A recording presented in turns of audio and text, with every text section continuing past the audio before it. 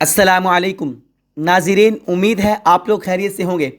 آج میں آپ کو ایک ایسی صورت کے بارے میں بتاؤں گا جو انسان کو عذاب قبر سے نجات دیتی ہے، انسان کو قبر کے عذاب سے محفوظ رکھتی ہے، اور وہ اس کی فضائل بے شمار احادیث میں وارد ہوئے ہیں، اور وہ سورہ تبارک الذی ہے، جس کو سورہ ملک بھی کہا جاتا ہے۔ حضرت ابو ہریرہ رضی اللہ تعالی عنہ سے روایت ہے، رسول اللہ صلی اللہ علیہ وسلم نے فرمایا کہ بلا شبہ قرآن پاک میں ایک صورت ہے جس کی 30 آیات ہیں۔ اس نے ایک شخص کی سفارش کی یہاں تک کہ وہ بخش دیا گیا۔ پھر فرمایا کہ وہ سورہ تبارک الذی بیدہ الملک ہے، یہ سورہ ملک ہے۔ حضرت جابر رضی اللہ تعالی عنہ سے روایت ہے کہ نبی کریم صلی اللہ علیہ وسلم سورہ ملک اور سورہ سجدہ پڑھے بغیر نہیں سوتے تھے۔ رسول اللہ صلی اللہ علیہ وسلم نے ارشاد فرمایا، ہی المانعہ، یہ صورت عذاب کو روکنے والی اور عذاب سے نجات دینے والی ہے، یہ اپنے پڑھنے والے کو قبر کے عذاب سے بچا لے گی۔ رسول اللہ صلی اللہ علیہ وسلم نے فرمایا، میرا دل چاہتا ہے کہ سورہ ملک ہر مومن کے دل میں ہو۔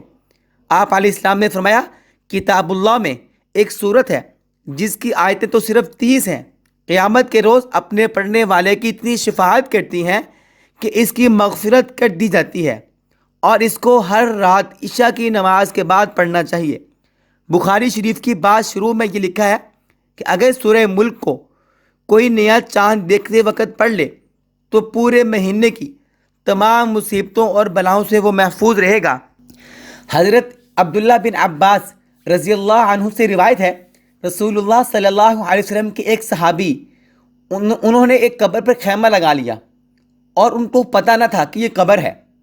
خیمہ میں بیٹھے بیٹھے اچانک انہوں نے سنا کہ اس قبر میں ایک انسان ہے جو سورہ تبارک الذی بیدہ الملک پڑھ رہا ہے۔ پڑھتے پڑھتے اس نے پوری صورت ختم کر دی۔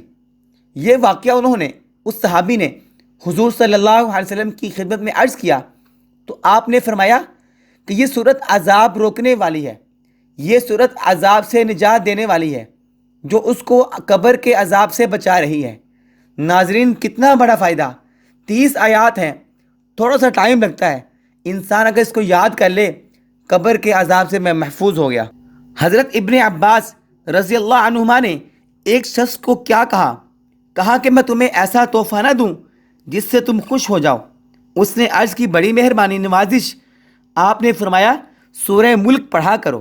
گویا کہ ابن عباس رضی اللہ عنہما نے اسے سورہ ملک کا تحفہ دیا۔